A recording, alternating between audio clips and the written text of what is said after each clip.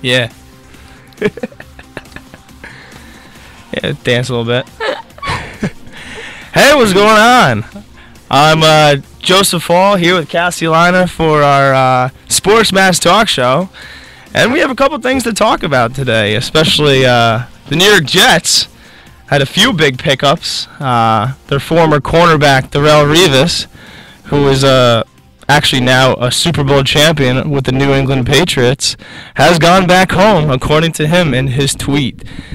Cassie, how do you think Revis played with the Jets for, I believe, 4 or 5 years. How do you think he's going to do coming back after being with the Super Bowl champions, the New England Patriots? Well, like you said, you have a player coming from the winning team of the Super Bowl. And was that his only one with the Patriots? That was his only year with the Patriots. All right, but either way, he's coming off a win of a great team. Like, they obviously played awesome. And now, like, he's going back home. And I know more about basketball. And a lot of the times when the players, they go back home, they make a name for themselves. And they really have the spotlight on that team. And I really feel like he's going to do that for the Jets. He's going back home. And he really has a lot to prove going back there. And I think he's definitely going to do that for himself. Yeah, especially the fact that they didn't have any secondaries last year, any cornerbacks. It was a pretty miserable year for the Jets. But they had a big pickup with Darrelle Revis, and also at the quarterback position, they picked up Ryan Fitzpatrick yesterday, who is a former Bills, mostly Bills, and Texans quarterback. So he's a veteran, and honestly, I think it was a good move by the Jets, especially they had to give up a 7th-round pick. But for how little they got Ryan Fitzpatrick for, I thought it was a good move. And do you agree? Yeah, definitely. I mean, here you have this team who came off a very disappointing season. And honestly, all of this, what they're doing, I feel like this is their way to try to rebuild. Maybe, maybe they'll do great this season, or maybe it'll just help them more in the future. But I really think this is their way of rebuilding their team and really trying to get a name for the Jets again. Yeah.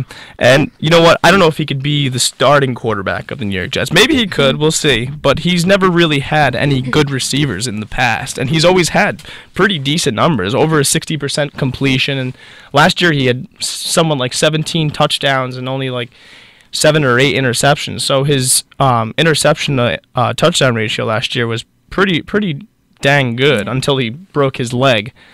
But now moving forward, do you think either he's going to be the starting quarterback, or if they stick with Geno Smith is going to be the quarterback? I mean, after the year he had. I don't think they should start with Geno Smith. I mean, still work him up to it. But I really think they should give the other guy the opportunity. I think, he's coming off the more clean slate, and he has a lot more that he could do for the team. Geno Smith, I feel like, he had his time to shine, and that's really it. I mean, like I said, keep working him, but I think it's time for other people to kind of step up and take a spot. Yeah, honestly, I think Mark Sanchez did a better job in his first 2 seasons than Geno Smith did in his first 2 seasons. And I'm honestly going to get a lot of people are going to disagree with me. But you got to say, the Jets did have a good defense, and that's why they did go to the AFC Championship 2 years in a row with Mark Sanchez. But his play action was phenomenal. Like, the ground and pound play action duo was incredible, and he was a big reason why they did make it to the playoffs that year. But we'll see what happens with Geno Smith. And also, I didn't mention this. Next month they have the draft coming up, and Marcus Mariota from Oregon. There are a lot of talks. There was talks about Jameis Winston, but he's probably going to go first or second. But I think the Jets have the 6th pick in the first round. So, do you think they'll have a chance of getting Marcus Mariota? Or? I would say it's up there. I mean, yeah, he's definitely well talked about, but I mean, the Jets are up there. You said they have like the 6th pick, right? Yeah, the 6th pick in the first round. I mean, and there's definitely other players who other teams want as well. It's not like everybody just wants him. So I feel like if the Jets get him, like I said, that's just going to be adding more to like what they're trying to do for their team. Yep. And that's a little bit done with the topic for the Jets for now. We'll move on a little bit to Iona men's basketball. Now, they suffered a disappointing loss this weekend against the Manhattan Jaspers up in Albany, 79-69 in the championship game for the MAC, after defeating them twice this year at Jaspers Stadium and here at the Heinz Athletic Center. So, Cassie, do you think what do you think about the whole situation? Very disappointing. I mean, here you have a team who was first place all season. You know, like I said, they beat the Jaspers twice. They beat other teams. I mean, they started off the season, you know, they played teams not in the MAC. Cleveland State destroyed them, you know what I mean? Like, they were awesome all season, and, you know, it was just a very disappointing end. Yeah, and I do have to say congratulations for winning the regular season, and you guys played a phenomenal season. You really, really did. And I just want to say good luck to David Lowry, who is a senior and graduating this year.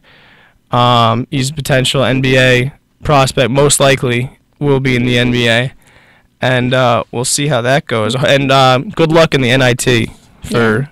I mean, any chance you think of a wild card bid for NCAA with them? We'll see. I mean, they're good enough. They are good enough. They are. They are good enough. They could beat any team in this. If they went on, if they beat Manhattan and went on to the tournament, I believe they were going to play UNC. Yeah, that's what. And everyone was like saying, "Hey, if we go up against UNC, it's going to be a blowout or whatever." Yeah, honestly, I don't think it would be. I think they could have handled their team. We're one of the best offensive teams in the country, and honestly, with the talent we have in AJ English, David Lowry, Amayo, Cedric Casimir, and Muhammad, and even Isaiah Williams. Yep. We had a very good chance had we won that game against Manhattan. I mean, if you just look at the stats, we have some of the top players in the country. Yeah. I mean, Casimir is, I'm pretty sure, the top freshman in the entire country now. He is the top in the MAC. I mean, I'm not sure about the, but he might. I think he's up there. Yeah. Probably Same, top obviously five, with Lowry, obviously with English, they're up there, top scoring points. Yeah. So, I mean, when you look at the stats, I mean, I feel like we're definitely up there for a pick,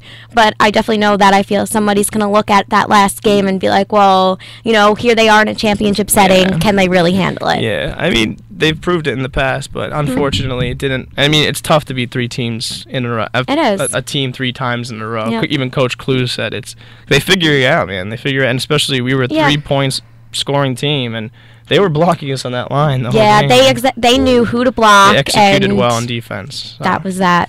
But anyways, good luck, men, in the NIT, and hopefully maybe we'll get into the NCAA, but we'll see. Fingers crossed. We'll see what happens. Anyways, that's another week of Sports Mash here with Joseph Hall and Cassie Lina. And we'll see you next week. Have a good one. Yep, bye.